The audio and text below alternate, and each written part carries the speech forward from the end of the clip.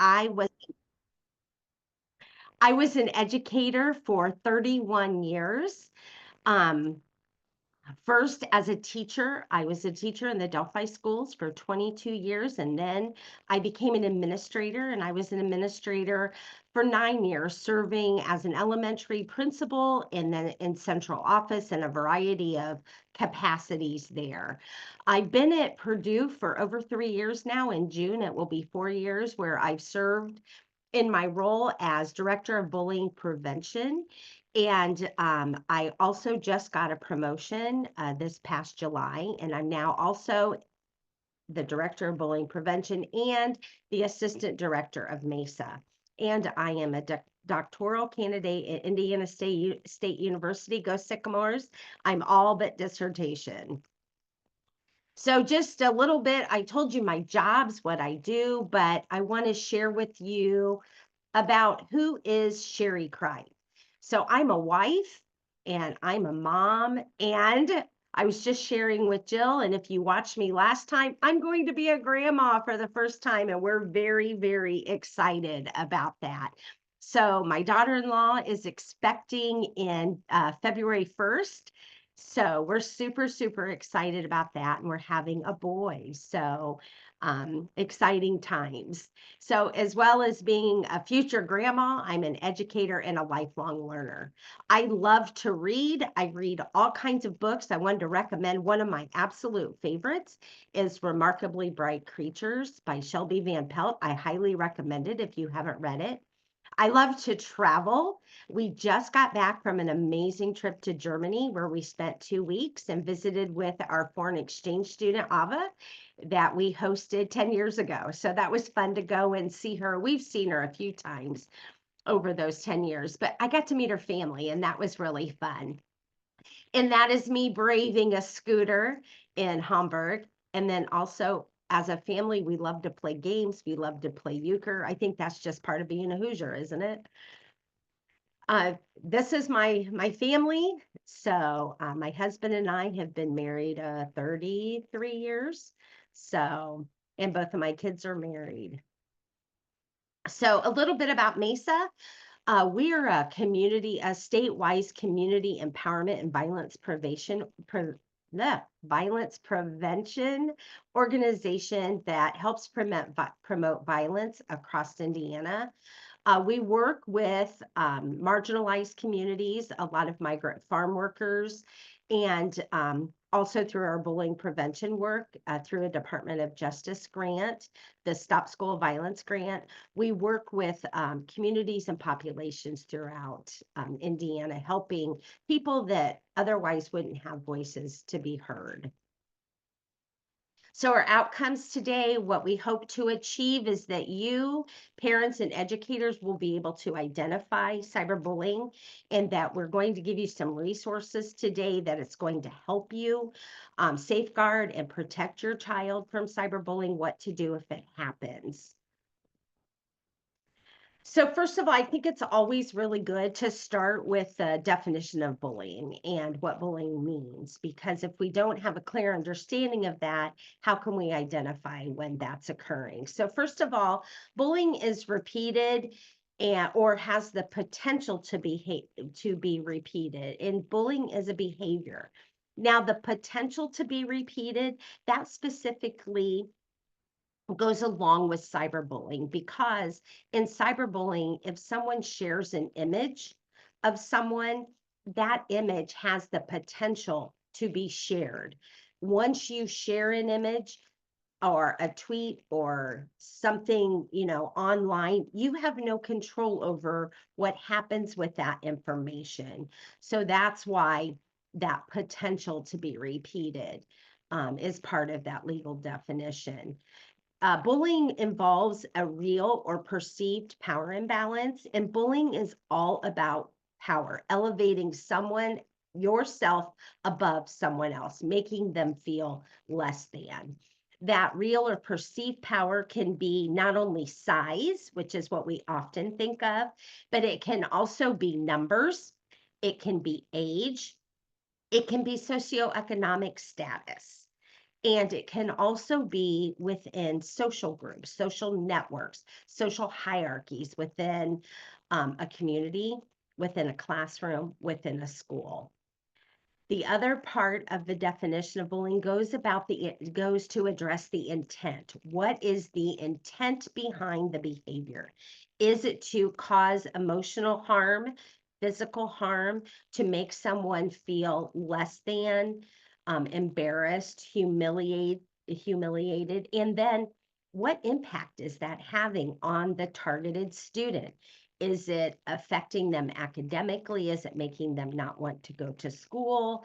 Is it impacting their life? So we need to look at all of these facets of what is bullying. So for kids, sometimes that's a lot. I mean, that's a lot for adults to digest. So this is an acronym when I talk with students in schools that I like to introduce because it breaks it down in a way that they, one, can remember, and two, it's more easily understood. So boo. Not only because it's Halloween, I should have worn my boo earrings. I have earrings that I wear, but the B in boo stands for being mean, and O, on purpose, and over and over and over. So that really simplifies that definition we talked about in that previous slide. So being mean, on purpose, over and over and over. So there are four types of bullying. There's physical bullying, which is just as it sounds. It's the most easily recognizable. It's when someone puts their hands on a person or their possessions. It's if someone, hits, pinches, slaps, kicks, trips. Then also, if they damage someone's personal belongings or steal from them, that's also a type of physical bullying.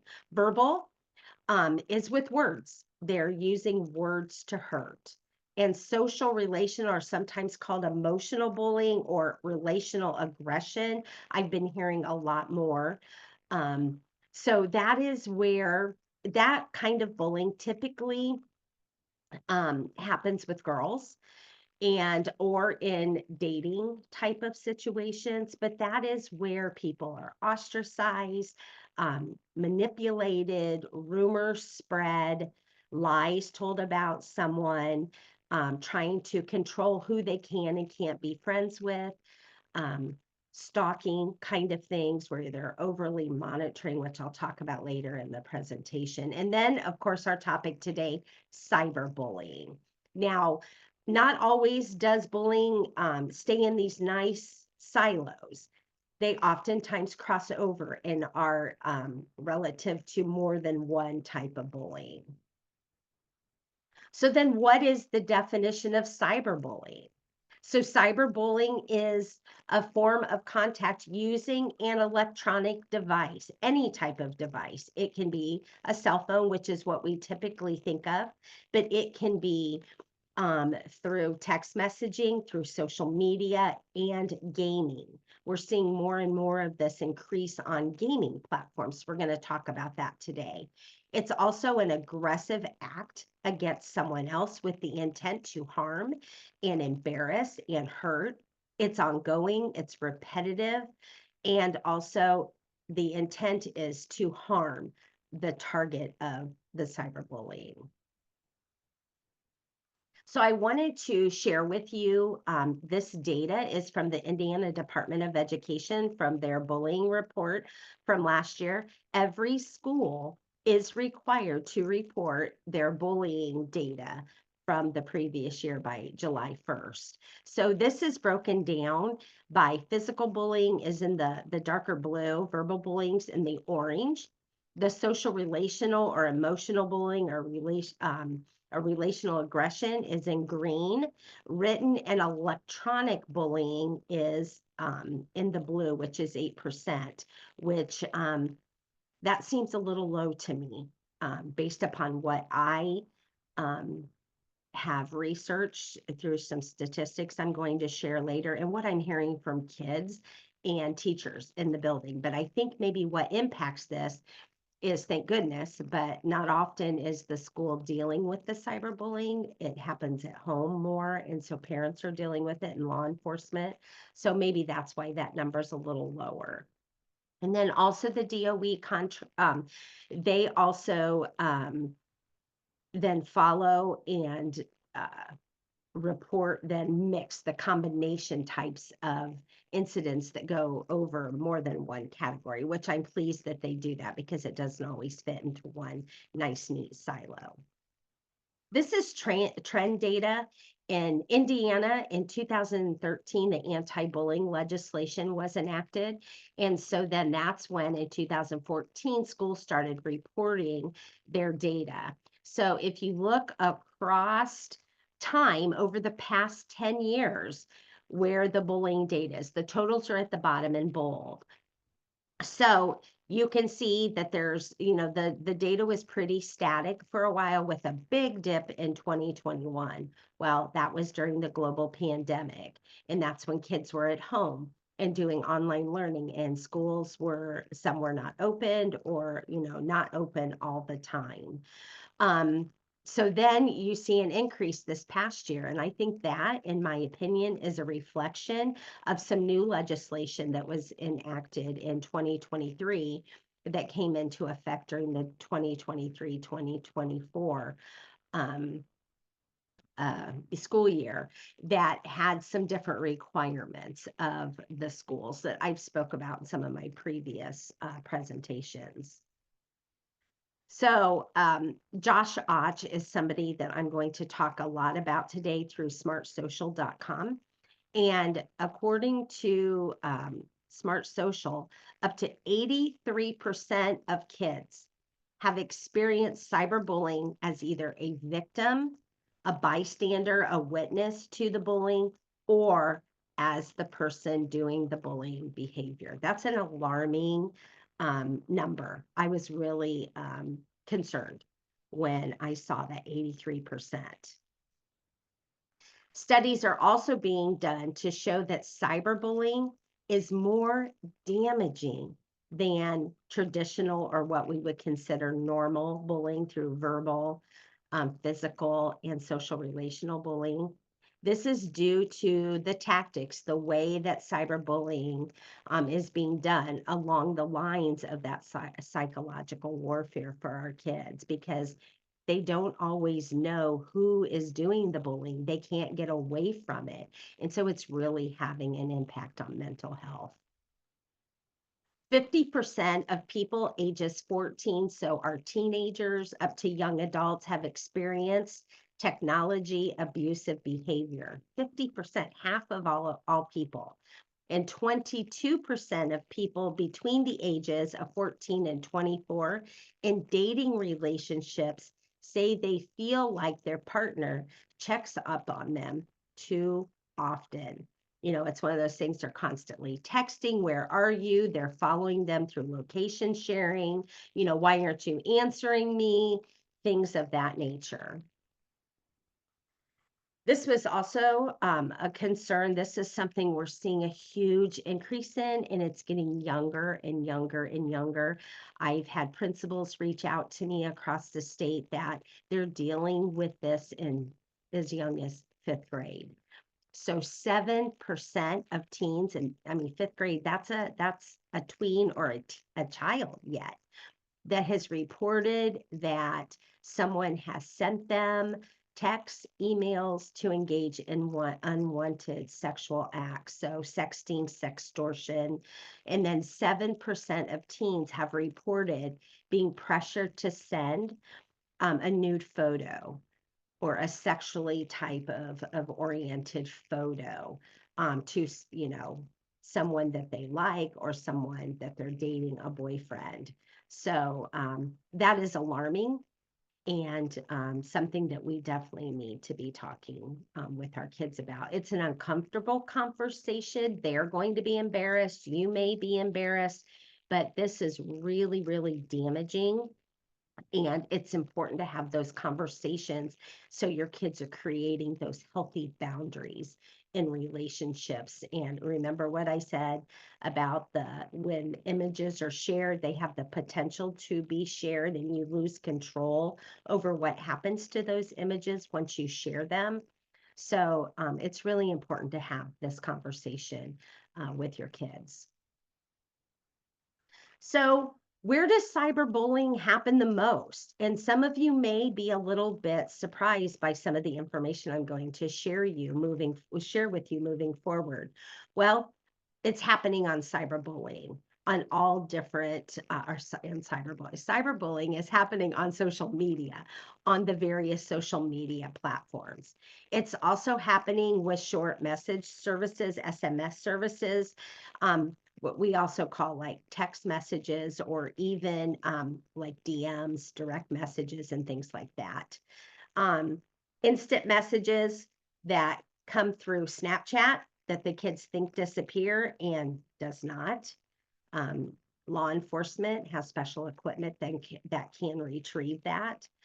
Discord is another place where they can share information. WhatsApp is something that's not used a lot in the US, but definitely in Europe. And it's a free texting app that someone can use, just utilizing Wi-Fi. Obviously, it happens through email. And then also on websites, even you can see this on Facebook, or even people that have blogs or podcasts, a lot of mean comments, kind of conflict type of, debates going back and forth where unkind things are said to one another. So these blogs and podcasts and things in the comment section is where we're also seeing cyberbullying occurring. So I wanted to share this graphic with you because I thought it was so impactful, and it really does a nice job, I feel, of talking about that traditional bullying and cyberbullying. Most of us as parents, we didn't deal with the type of cyberbullying that these kids are dealing with. That really wasn't a thing when it wasn't at all when I was a kid, but when I was raising my children, they're in their late 20s now. So, cell phones were just becoming a thing. And so it was very minimal, but a little bit that we dealt with. But what kids are dealing with now, most of us, we don't know what to do because we didn't encounter that. So traditional bullying happened, it was face to face, and it happened at school or on the bus. But then when you went home, you were surrounded by your loved ones, and your house, your family, that was your safe space. And it was easier to investigate as an administrator. It was easier to investigate the traditional bullying more so than the cyberbullying. And it didn't impact so many people. So as compared to cyberbullying, it's done anonymously. They're hiding behind a screen or a fake profile, saying and doing these really hurtful things. It can happen at home. It can happen at school. It can happen anywhere. Now, there's a new law in place that kids cannot have their cell phones out during the school day. I am hearing already from principals and teachers that this has made a huge impact of the cyberbullying occurring at school, that it's really dropped tremendously. So with cyberbullying, it happens 24/7, 365 days a year. The kids do not get a break from it. They can't run away from it once they're online or they're participating in texting or any type of social media or gaming. It happens. It's very difficult to find who's doing the bullying, and it is available to everyone worldwide, and kids are interacting with complete strangers. And so that in and of itself creates a concerning behavior there. So that's the difference between traditional bullying and cyberbullying. So in cyberbullying, usually that behavior is connected to these four things: someone's appearance, And it doesn't matter if you're short, if you're tall, if you're thin, if you're overweight, if you have red hair, if you have freckles, if you wear braces, you wear glasses. Kids will pick anything about someone's appearance that they may have an insecurity about, and they hone in on that. And it's like they have this radar that they can just pick up on what someone's insecurity is. And the thing I tell kids is, the thing of it is, they try to make you feel less than or feel insecure, but the truth of the matter is, when someone is bullying you, it's really about them and their insecurities. I always say kids hurt kids.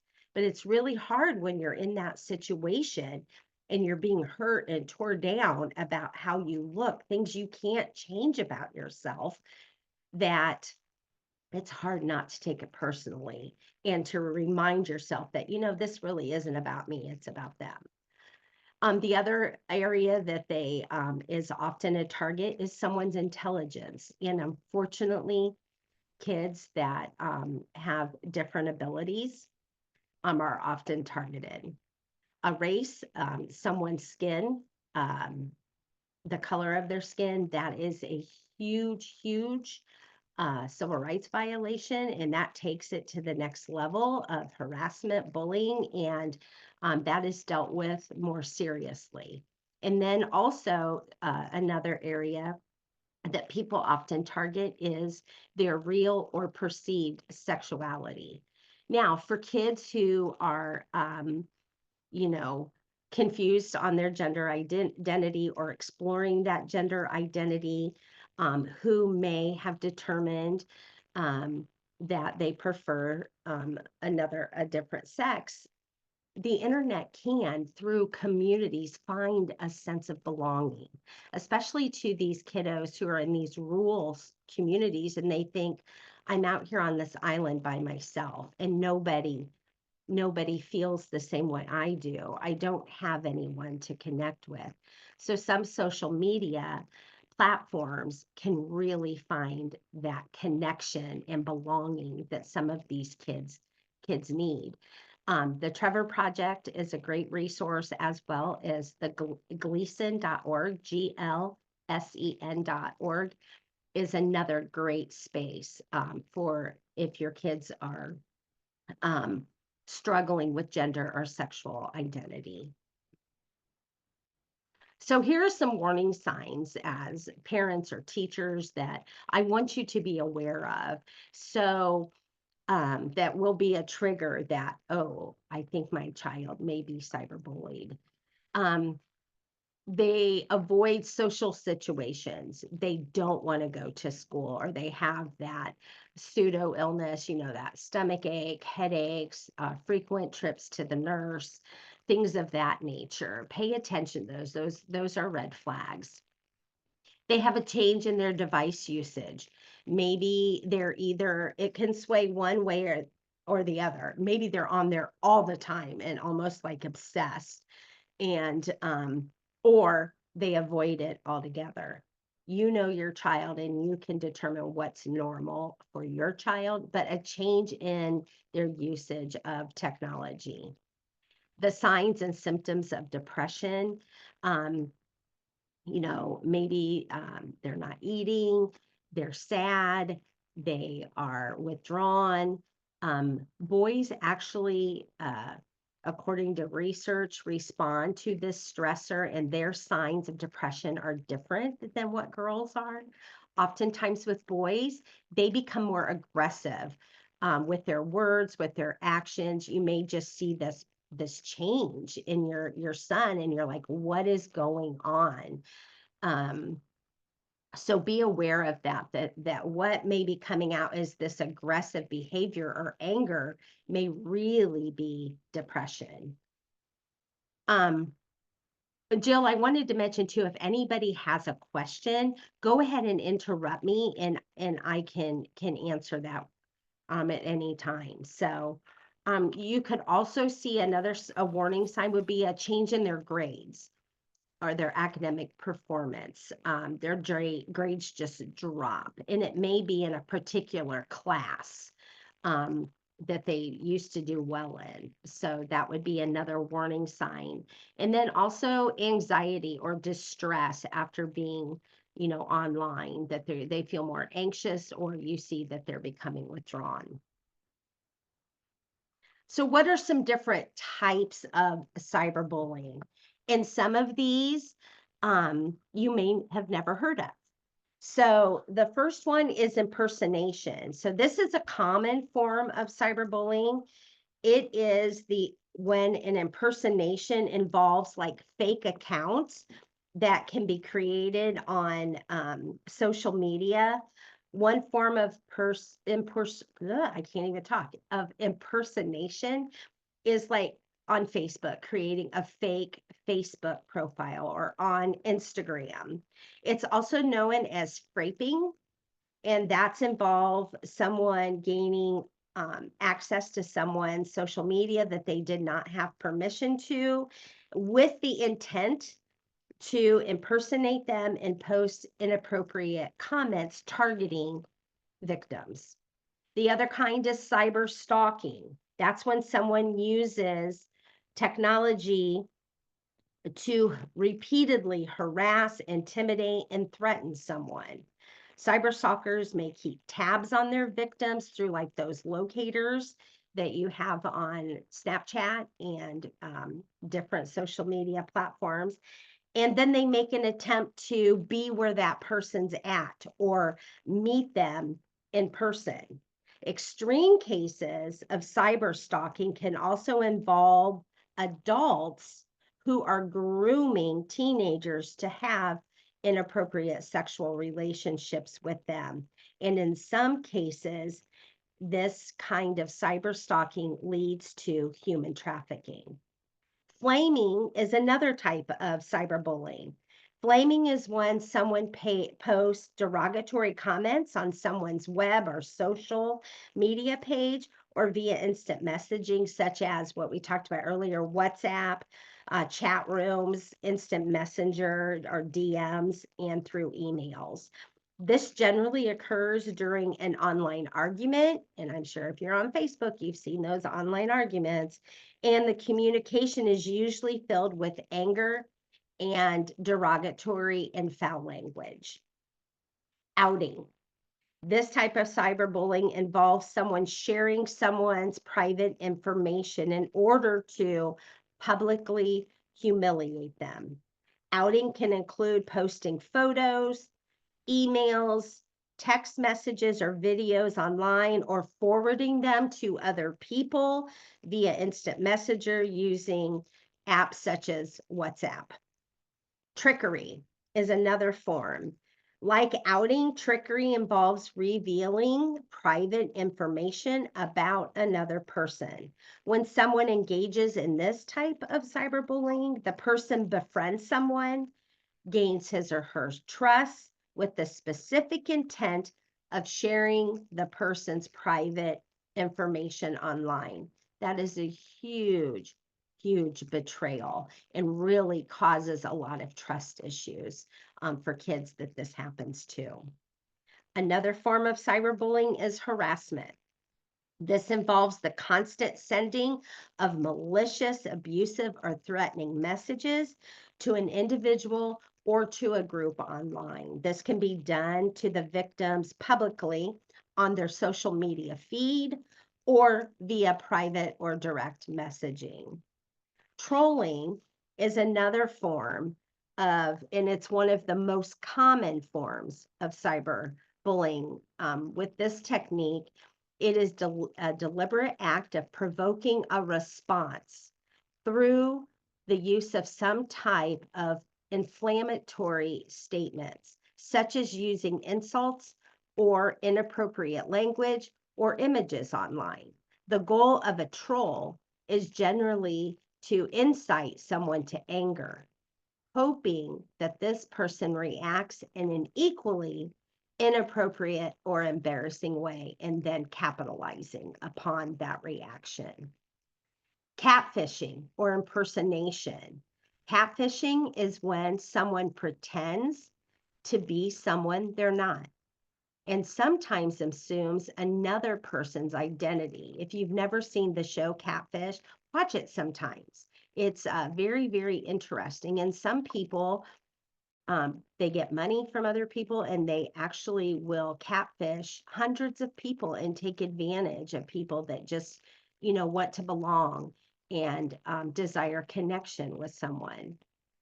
But in catfishing, when they assume someone's identity, sometimes including um, pictures of that person. So it makes it look like them when it's really not them. They just copy images, off of Google Images and, use that as their profile or, in their fake profiles.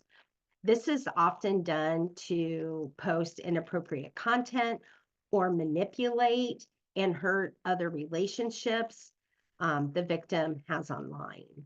A catfish uses fake photos and sometimes false persona to find friends or romantic partners on the internet. This can also lead to wanting them to meet face to face, which is often associated with unwanted outcomes. This is very, very hurtful and dangerous. Denigration or gossiping.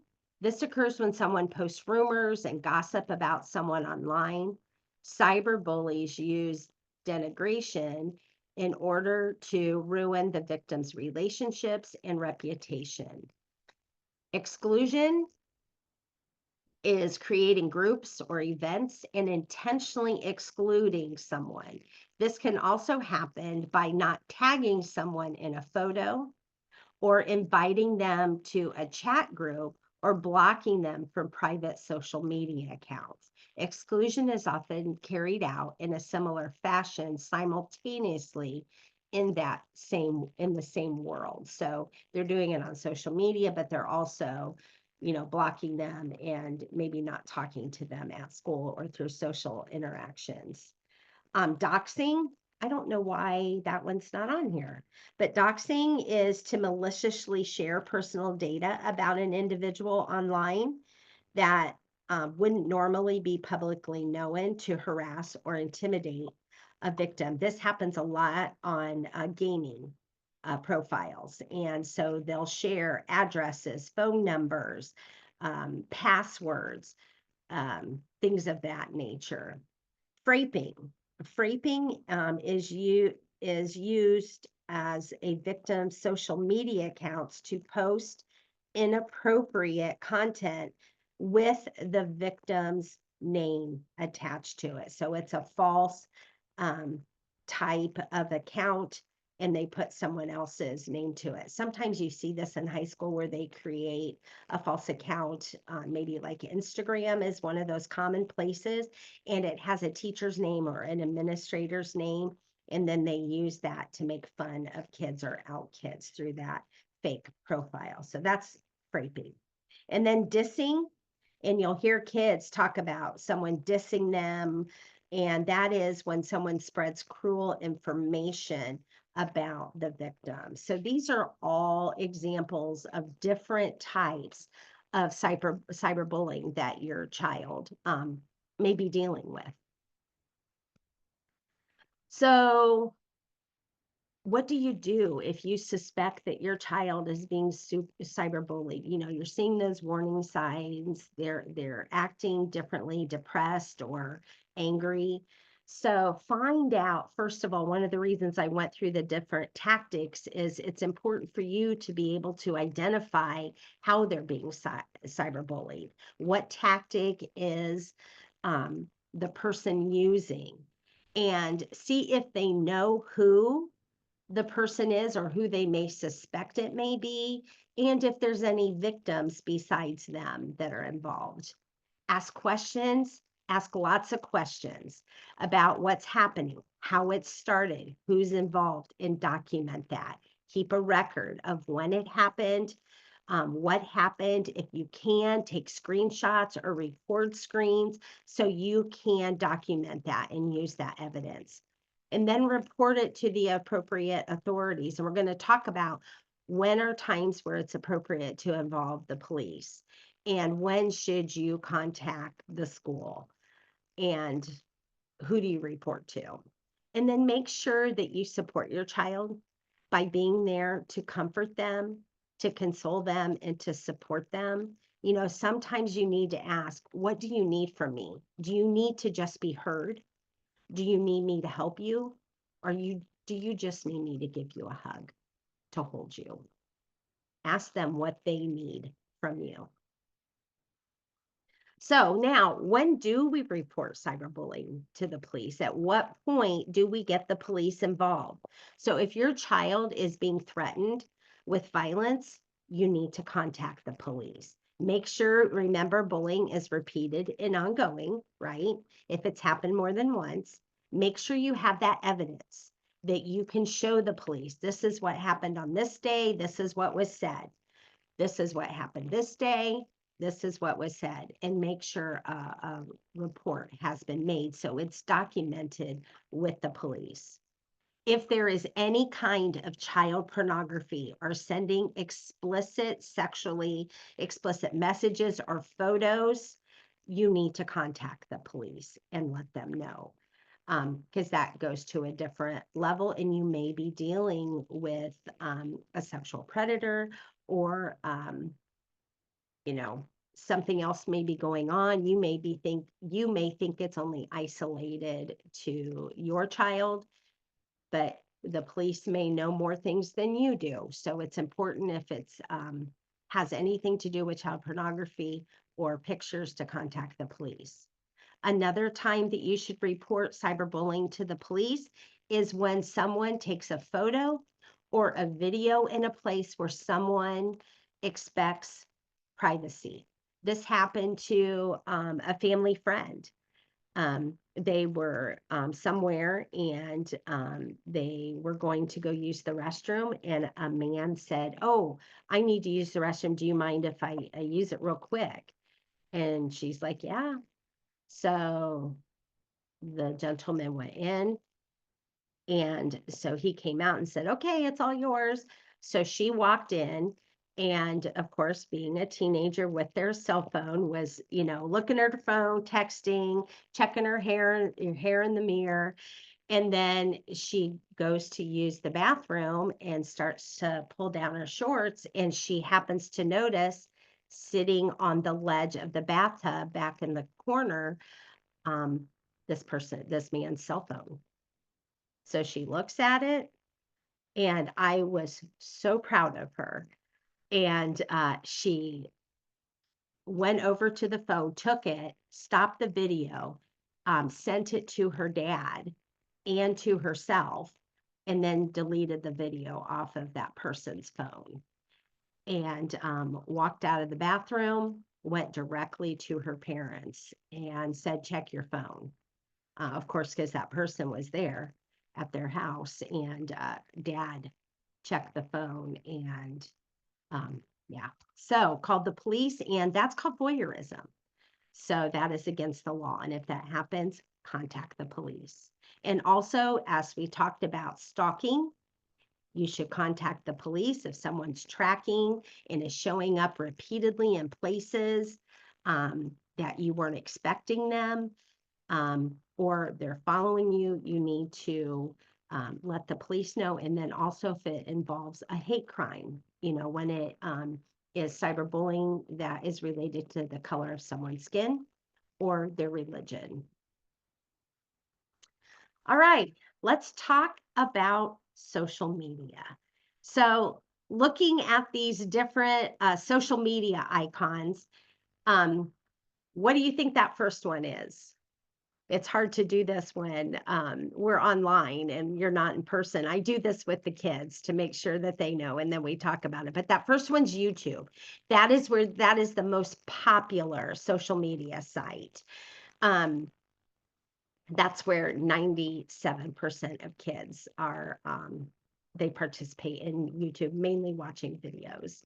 The next is TikTok and Instagram, Snapchat, Facebook. The X is Twitter, which now X, formerly Twitter. I still catch myself calling it that. And then Discord, that is a place too where kids can talk and message people. Pinterest, LinkedIn. It always surprises me that there are kids who are on LinkedIn, and I'm always like, are you looking for a job or, promoting your professional resume? But some kids are on LinkedIn. And then also Reddit is another highly popular social media platform. So we're going to talk about some of these social media platforms. So 30% of US teens pick Snapchat as their favorite social media network in the fall of 2020. And they rate TikTok second at 29%.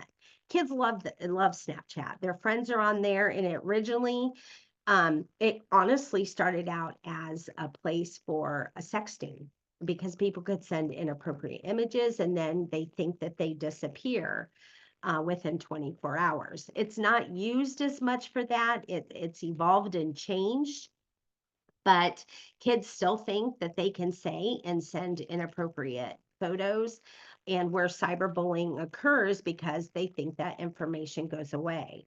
And so when I talk to kids, I remind them, you may think it goes away, but if you're doing inappropriate things with that, the police have special tools that they can find your history. So that always kind of, opens their eyes a little bit. And Snapchat stores their data. They collect their data. And they also like it because, they have snap threads. I know my own daughter's like, oh, I have a snap thread going with her cousin. Oh, we've been doing it for so many days. They like to keep that thread going. There's the fun filters. Who doesn't like to look like a little cute little dog? And then they use it because the filters make their skin look beautiful and tanned and, enhances their image. TikTok, they said was second because if you've been aware of the funny TikTok videos that people do and some of those TikTok challenges that have been dangerous. We're going to talk about some resources about that later. I thought this was amazing. There's more than 5 billion snaps on Snapchat are created every day. Think about that. Every day. That is an incredible amount of data.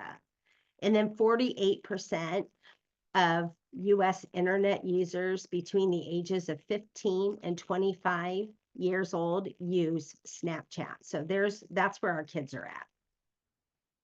In 2020, TikTok overtook YouTube as the most used app by American teens and preteens with 105.1 daily usage minutes.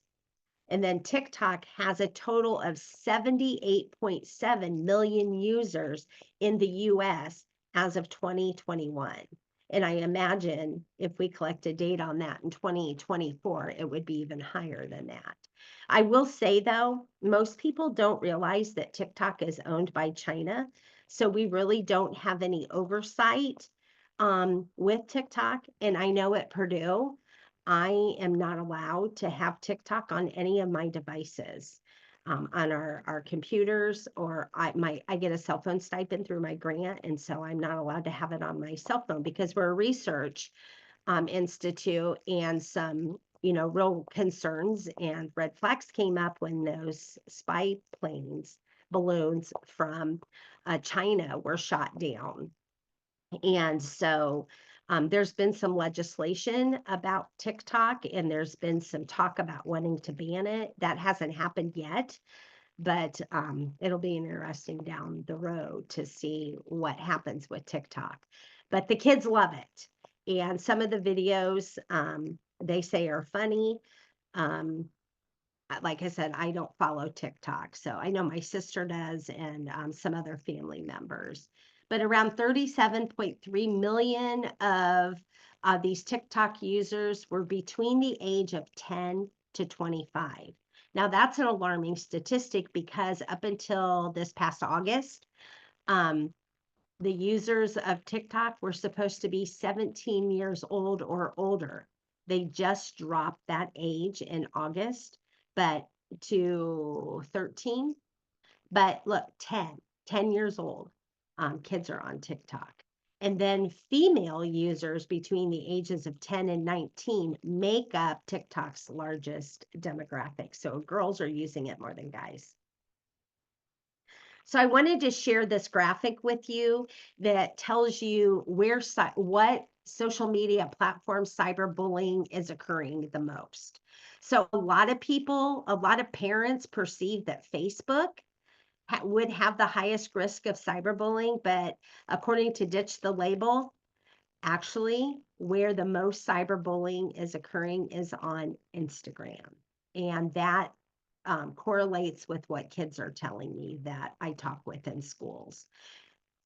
Cyberbullying does occur on Facebook, but at 37% as compared to 42. Snapchat 31%, WhatsApp 12, YouTube 10, and X, formerly Twitter, at 9%.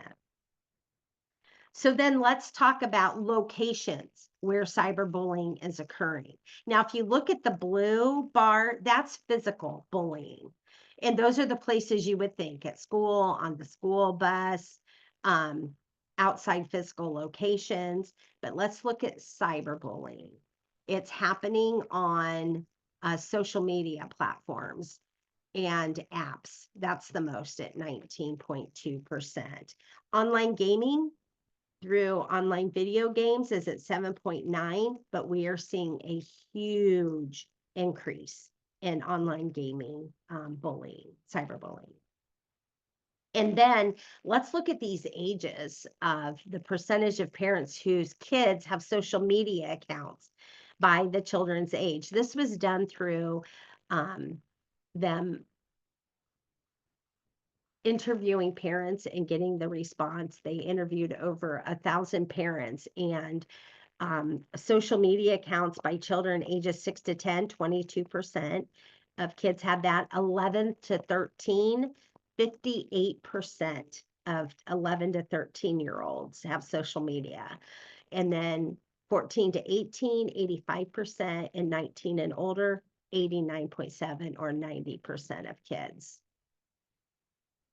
So the concerning thing from this previous slide, at 58.3% of kids ages 11 to 13 having social media, and then you couple that with the 6 to 10-year-olds, so you're at 80% there from 6 to 13. If I did my math correctly, this is the concerning part about that. Social media platforms have a minimum age requirement of 13 for kids to create their accounts. So this data supports what we know, and what it also correlates with what I'm talking with kids about in schools and what they're saying, that they have created accounts and have lied about their age. And often parents were aware that their kids were signing up for these profiles and participating in social media, knowing that they were younger than their age requirement. So I want to explain to you what the danger in this practice is. A lot of the social media platforms, Instagram, for instance, they then their what's the word? Their algorithms that they create are based upon someone's age. So a lot of kids don't want to do the math, and they're like, oh, I was born in 2000. It's easy. They're 24. Well, the algorithm that Facebook and Instagram uses then is created for the age of that they input on their profile. So if they're saying they were born in 2000, they're going to get content appropriate for a 24-year-old when they're 10. Do you see the problem there? Their brains are not developmentally ready to get some of that content that's being pushed out to them.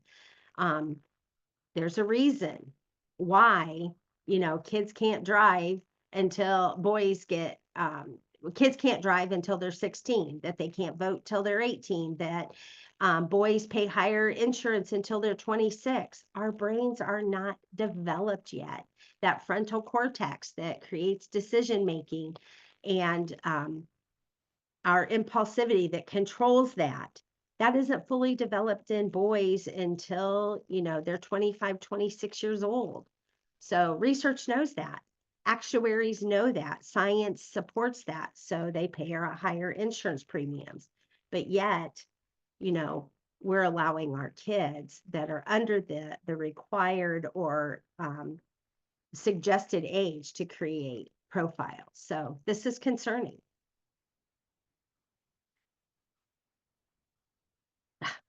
So let's talk about online gaming. Does anybody know what this online gaming platform is? This is Minecraft. This is Roblox. And this one is Fortnite. This is where a lot of the kids are. Now, there are a lot of different other online gaming platforms, but this is where a lot of our kids, our younger kids, are hanging out. So 80% of 12 to 15-year-olds are playing games online. So these are the different kinds of games, and this information came from smartsocial.com. And so the thing that I want to draw your attention to is down there at the bottom of the slide, the ESRB rating. Now, some of these games, they are not appropriate for your child. So you've got to look at the age. E is for everyone, but they also have a different a different designation that's for everyone, but 10 and older. So our second graders who are 8, our third graders who are 9 should not be playing these games. But guess what? They are. The other one is for teen. It's because of the content. It's extremely violent or not appropriate for elementary age kids. And then mature, very violent, very bloody, things of that nature. So really pay attention to those ESRB ratings. So Minecraft, this is where elementary kids, they love this game. Kindergartners are playing Minecraft, but look at the ESRB rating. It's for everyone 10 and older. The thing that is concerning about this, live chat with strangers option. They can talk with complete strangers on this game. So that's a concern. And it's also available on a mobile phone. So often kids, if they have their own phones or they're using mom's phone or dad's phone to entertain themselves, they can play online and they can talk with people that they don't know. Fortnite. Most elementary kids, they're playing Fortnite. They love Fortnite. It's an ESRB rating for teens because it's a shooter game. It's a survival game and it's full of horror. Can they chat with strangers on this game? Yes, they can. Roblox. Roblox again, it's for everyone, 10 and older. There are countless kids that I talk to that are a younger elementary, that K to 3-year age, that's playing Roblox. And can they talk with strangers on there? Yep, they sure can. There was one day I was tutoring my nieces and nephews, and I'm working with the sister and the brothers in the other room, and he's wearing a headset, and I hear him talking to someone, and I'm like, "Hey, are you talking to yourself?" And he's like, "Oh no, I'm talking to so and so. He's playing Roblox," and I'm like, "Does your dad know that you're talking to so and so?" And he's like, "Oh, Aunt Sherry, it's okay. They're not using bad words." No, that's good. I'm happy to hear they're not using bad words, but does your dad know you're talking to people that you don't know online? Oh, yeah, he's fine with it. Mm-hmm. Check and verify, trust and verify, right?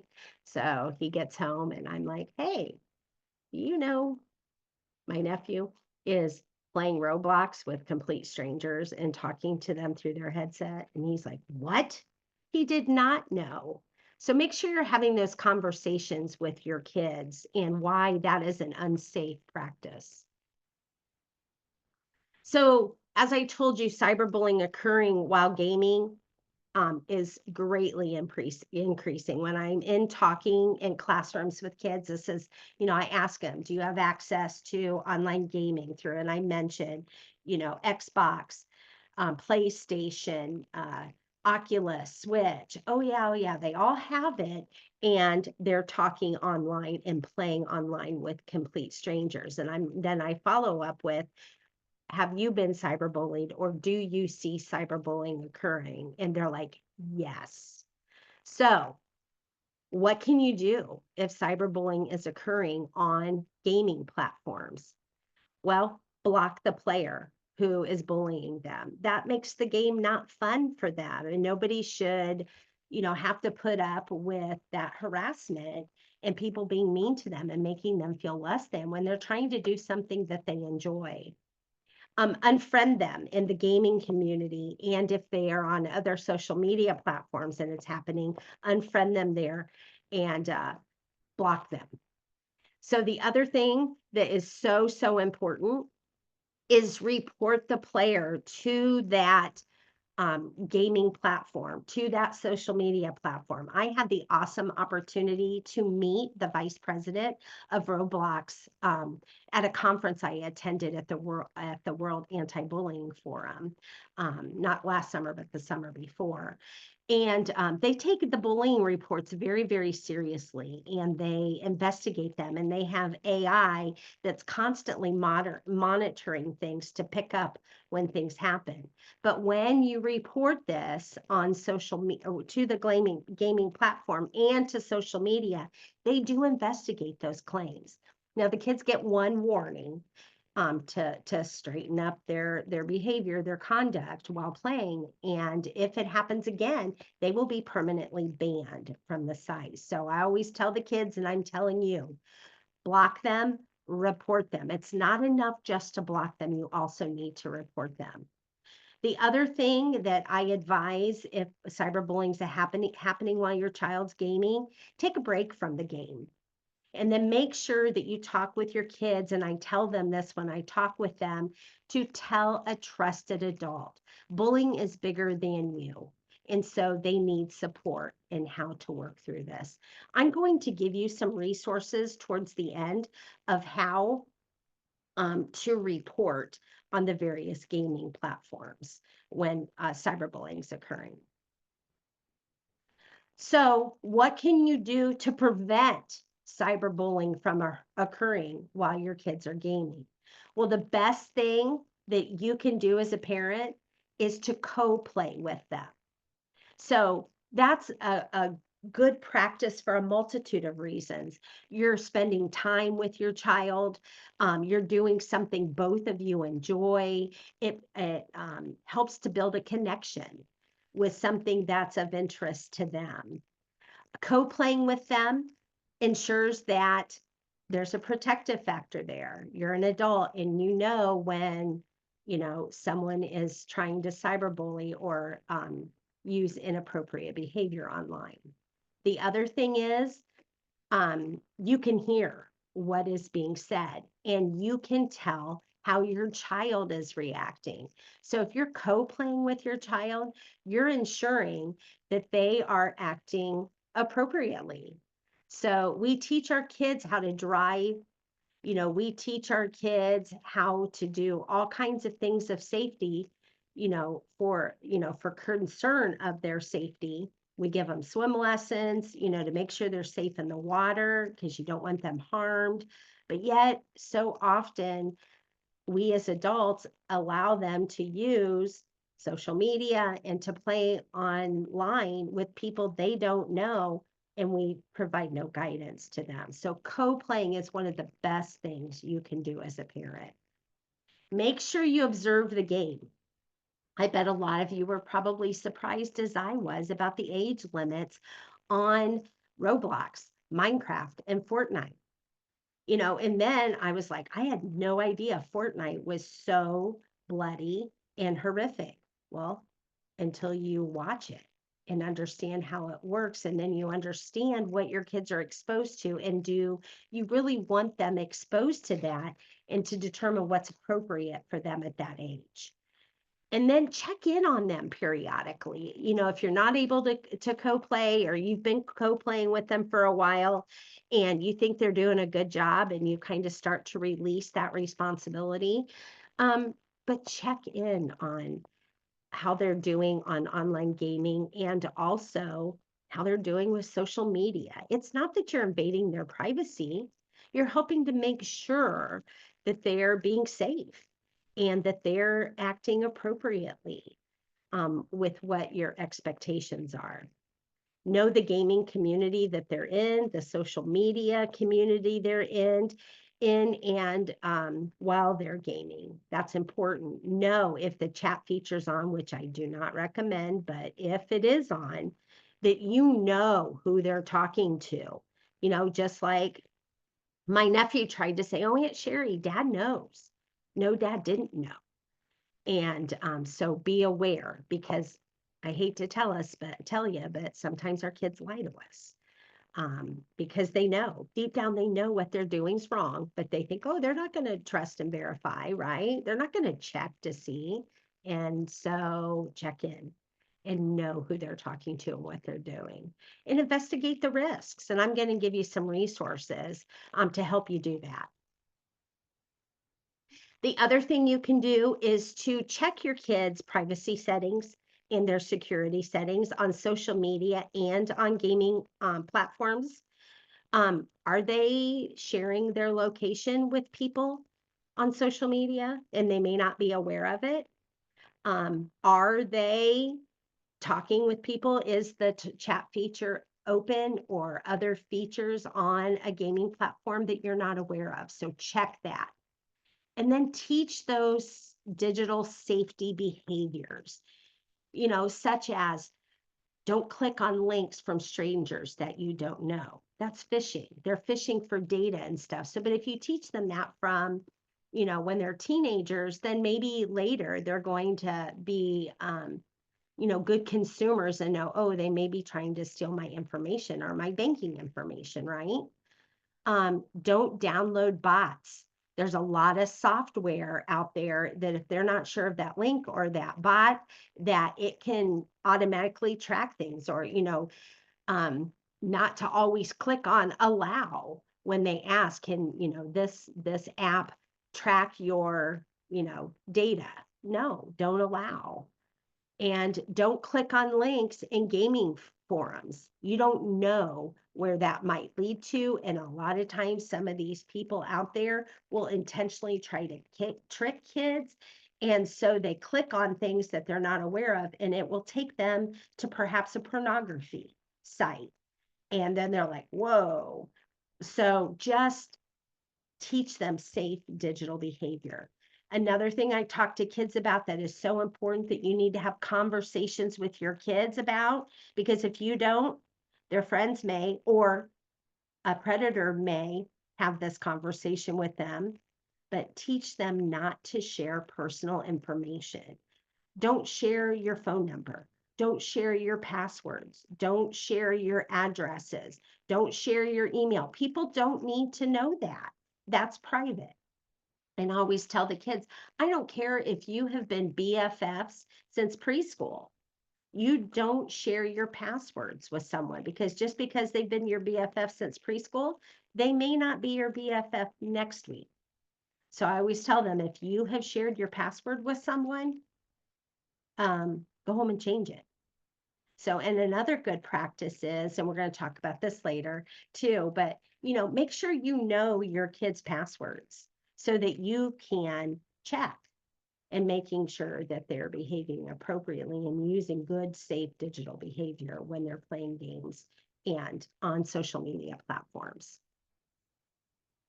You can also prevent cyberbullying by teaching your kids to be kind online, to respond in a kind manner, how they can be a good friend, how they can be a good gaming partner, to share advantages, or, hey, I saw you did this. Do you know that you can do this? And, give them gaming tips and things.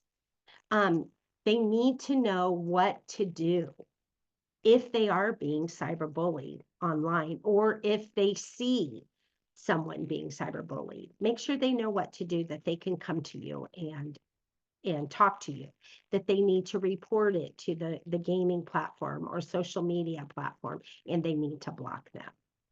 Make sure that you are establishing as a family how much time they can spend on video games.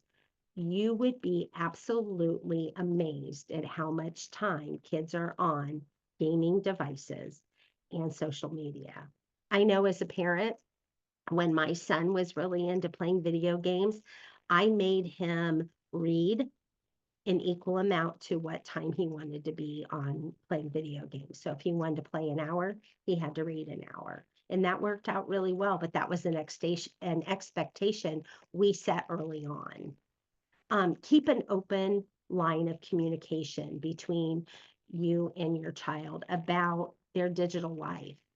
Um, be a safe place that they feel comfortable coming to and talking to about anything, even if it's uncomfortable. So, what do you do? I talked to you about some things you can do to prevent it, but what do you do if your child's being cyberbullied? So, first of all, take a deep breath, and make sure that you're calm, because that's our baby, right? And, sometimes our mama bear or daddy bear comes out and we're angry because how dare someone hurt our baby? So, take a deep breath, listen to your child without judgment. This is a lot of what I hear when kids are cyberbullied because of sharing nude photos. They're embarrassed, they're humiliated, and they don't want to tell you because they're ashamed, and they don't want to for you to feel, ashamed of them. So listen without judgment. And you know what? You may need to take a break, be it, and gather yourself, have your moment before you talk about it. Just be real with them. Validate your child's feelings. Make sure they know it's okay. And also, you'll hear me say this over and over and over. Collect the evidence of cyberbullying. Then you can prove what happened and where it happened. Contact the school, contact the police, contact your work if it's happening to you, or if your child has a job as a teenager and it's happening in their workplace, contact them. Please, please, please do not contact the parents of the bully's parents directly. I have seen that go very, very badly. And so you may be tempted to, you may be really good friends with that person, but I have seen that go very, very badly multiple times. Work with your child on what to do to avoid reoccurrence of the behavior. Talk to them about blocking, talking to them about, turning off certain settings, things of that nature. Sometimes you may need to seek outside support. Perhaps it has impacted them and harmed them, their mental health in such a way they need additional outside counseling through a mental health agency. There are a lot of great books out there to help talk with kids about bullying. A lot of good ones by Trudy Ludwig. But maybe if you don't have an outside counselor, perhaps your child is involved in youth group, and so you can talk to your youth pastor or someone through your spiritual support network. And then also contact law enforcement if needed. It's really, really important that you help your kids set healthy boundaries when utilizing gaming and technology. Block the person, unfollow that person, report them. Make sure your privacy settings are changed, and save the evidence, and really help your kids know how to be how to be kind online. So, Snapchat. That's where the kids are. 39% of kids are on Snapchat. So that's a lot of place where cyberbullying is occurring. So how do you report that? And I'm going to give you this. You can take a picture of the screen, but I'm also going to give you some additional resources later. But you go to their friends list, find the person that you want to report, hold down on the picture icon over to the left, and then go to manage friendship, select report, and a drop down message will happen. And then you click on their posting inappropriate content or their bullying or whatever. So you report that, and then you go and you block them. This is what that looks like when it goes to the reporting thing. And the second one down, bullying, harassment, and defamation. So I go through this with kids when I talk with them. So I want you to be aware of how to do it as well. And then on Instagram, again, you go up to those three little dots up in the top right-hand corner of your Instagram account. Click on that. It will pop up report. And that very first one is block. So make sure you block and you report. And I'm going to give you further instructions on how to report them to the social media platform. So the other thing I wanted to talk to you about creating healthy boundaries with your kids is about the amount of time your kids are spending on their devices. So non-school related screen time among teenagers has doubled since pre-pandemic times. Before the pandemic, it was 3.8 hours per day. Now, 7.7 hours a day. And then I know I track mine on my phone, and there are times where I'm alarmed at how much time I've spent on my phone. So you can set that same thing up, with your kids and with you, and track that just to see. You might be surprised, like I have been in the past. 95% of American teens have daily access to a smartphone. So think about that. They are carrying around a little mini computer with them everywhere, and they have access to everyone and all this information 24/7. Further statistic is 53, this is from the Pew Research Foundation, 53% of 11-year-olds have their own designated cell phone. And that number continues to grow lower and, into the lower ages of kids. So how much time is recommended? They're spending 7.7. Teens and adults should be spending 2 to 4 hours of recreational screen time. 6 to 17-year-olds, 2 hours a day. 2 to 5-year-olds, 1 hour or less. I have also seen like 30 minutes, just up to 3 days a week, not every day. Toddlers, less than an hour with supervision, not as a babysitter or something to entertain them. And our babies, 0 to 18 months old, should not be engaging in screen time unless, like, I'm going to be a grandma who my kids live in Wisconsin. And so, I'm going to want to screen time with, this baby when they get here. So that is if you video chat with an adult that's supervised. So what can you do to help create those healthy boundaries for your kids? Help them manage their screen time. Talk through what can and cannot be posted online. I'm going to give you a resource for that. Discuss the consequences of making mistakes on social media. They're going to make mistakes. They are. But some of those mistakes have legal ramifications that can follow them their whole life. So talk to them and highlight the value of things outside of their phone, social media, and gaming. Going outside, going for a walk, drawing, participating in a sport, reading, riding their bike, playing basketball, taking a dance class, sing, participate, in, karate or something that may interest them. Get them active.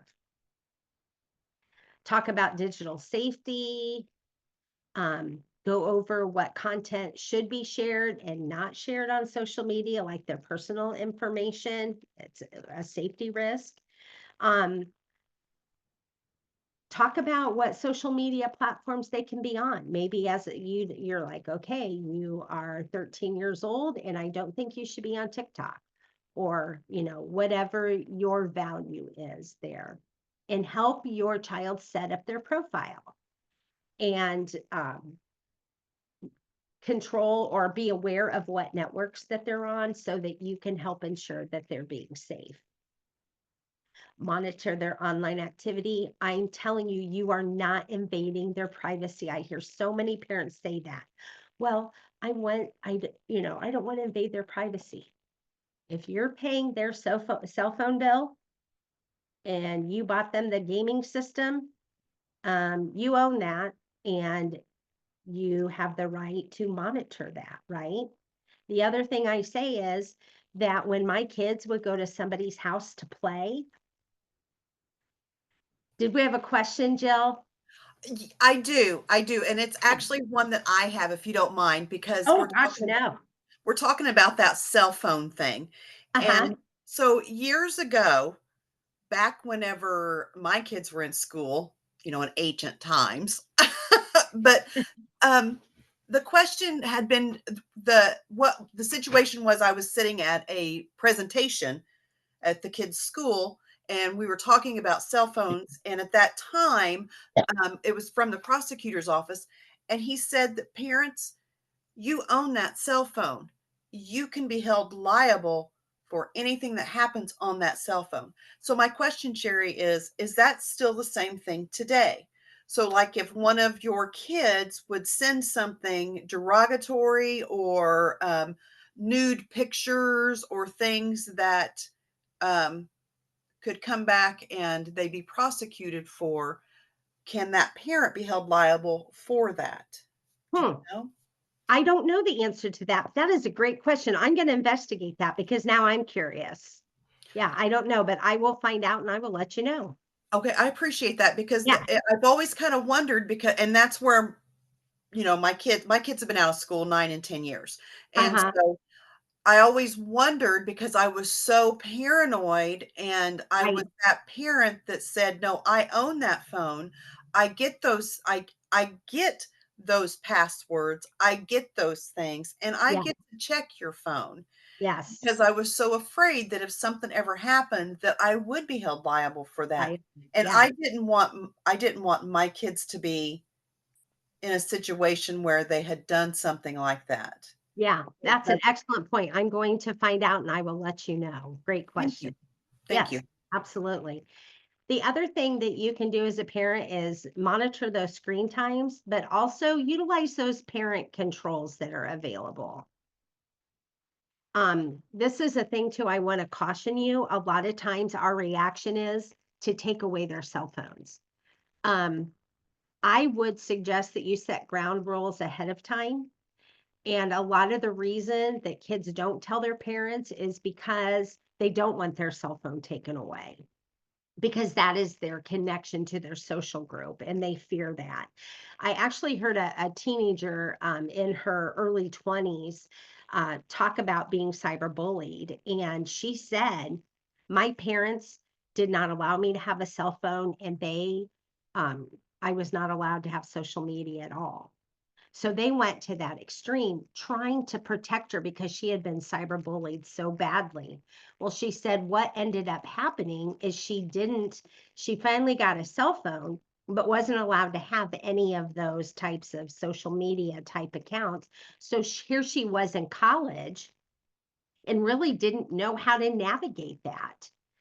And then at school, because she wasn't allowed to be on social media, and so many people invite people through Facebook invites, or they plan things through a text message or through chat kind of things, through Snapchat or Instagram. She was not included a lot because of not having social media. So she felt that she understood why her parents made that decision, but she felt that it almost made the situation worse and handicapped her later. So I thought, I never really thought about it in that way. So, really, while they're in your home, you're helping them develop healthy online behaviors. So another good thing that you can do as a family is to collect their cell phones at night and don't allow them to charge their phones in their bedrooms because they're being disturbed and they're not getting adequately sleep or adequate sleep. And make sure you're having regular discussions about online safety. I want to talk to you about this. I've been talking to high school students, and every time I bring this slide up, there's an audible gasp in the room. The kids know what this is. This is a new trend you need to be aware of that is being said and texted to kids. And it means go kill yourself.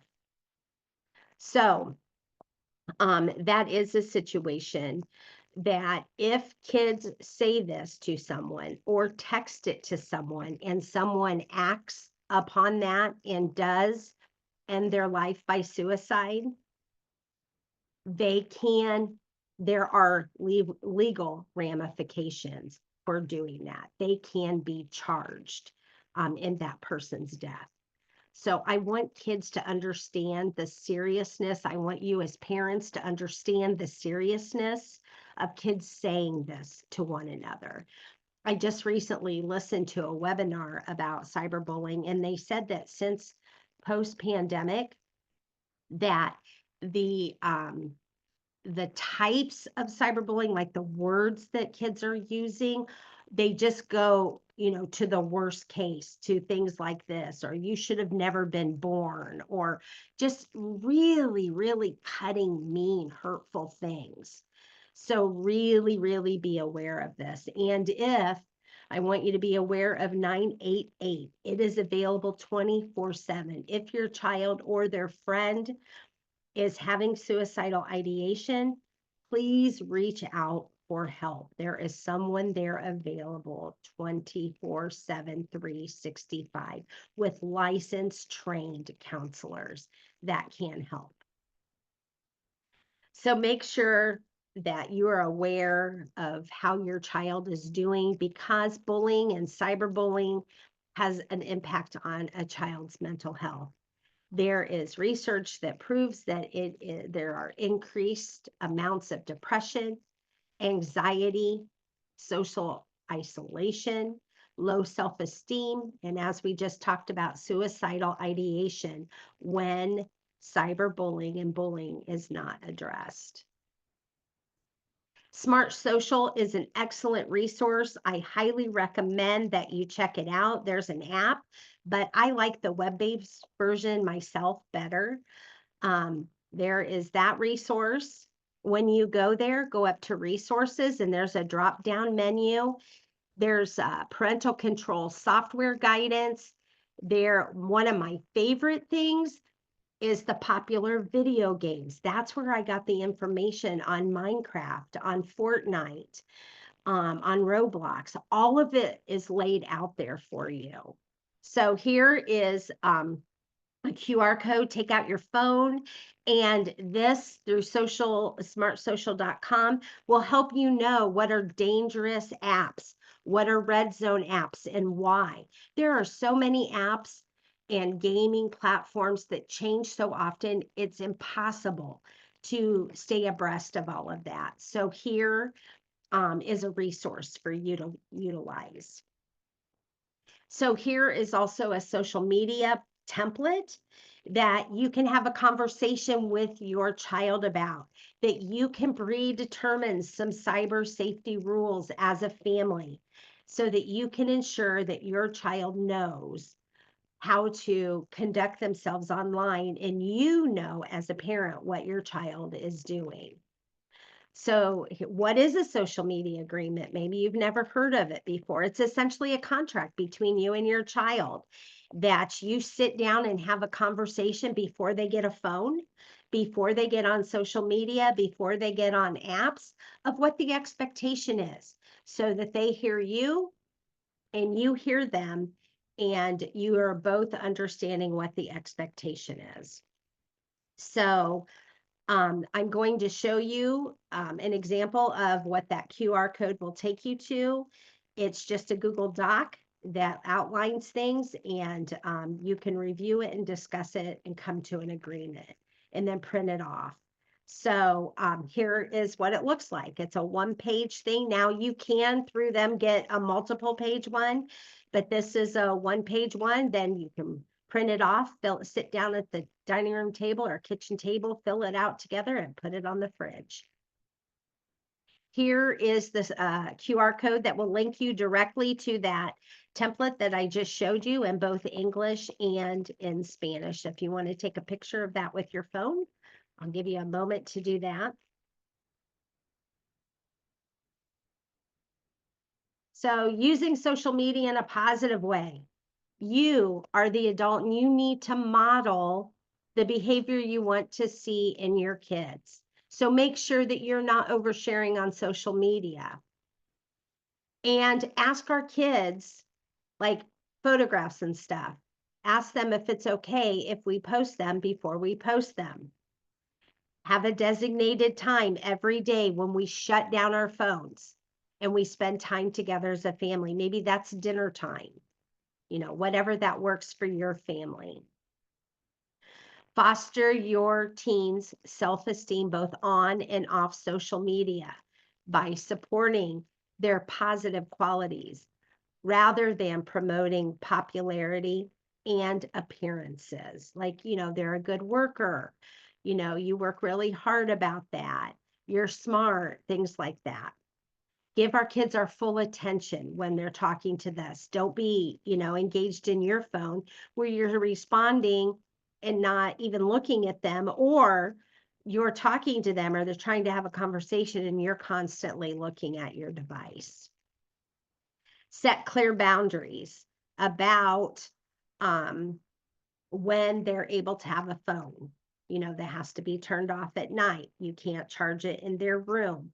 You as the parent have a right to their passwords, and you're monitoring their social media, ensuring that they're using it in a healthy manner.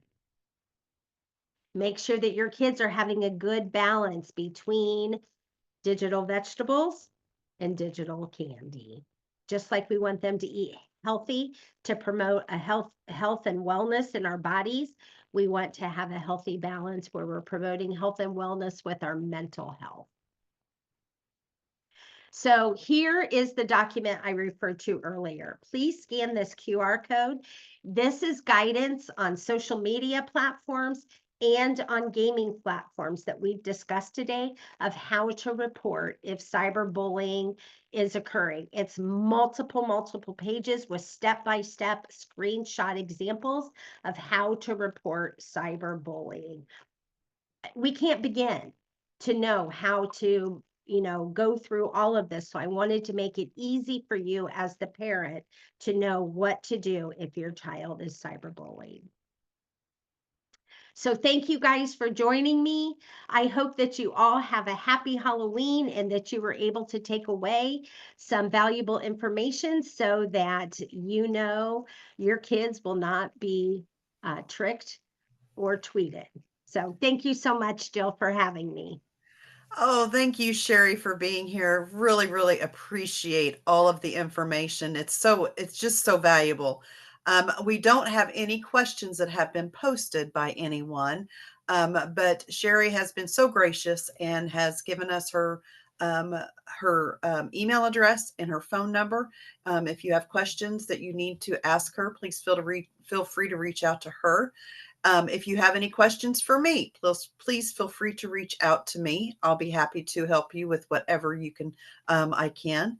Sherry, thank you so much again for being here. Thank you for celebrating Bullying Awareness Month with us. I appreciate it. It's just just 1 month that we go through the year, but this does happen throughout the year. Yeah. This recording will be on our YouTube channel. So if you have something on there that you missed, or you just want to rewatch it, or you want to send it to some of your friends or family, please feel free to do that as well. All right. Well, thank you again, Sherry. I am going to let everyone go. Please feel free again to contact Sherry or myself, and we'll be happy to help you with whatever we can. Sherry, congratulations on that little baby boy. I'll look forward to seeing pictures of him, and I will see you again soon. All right. Thank you. Happy Halloween, everyone. Bye bye. Bye.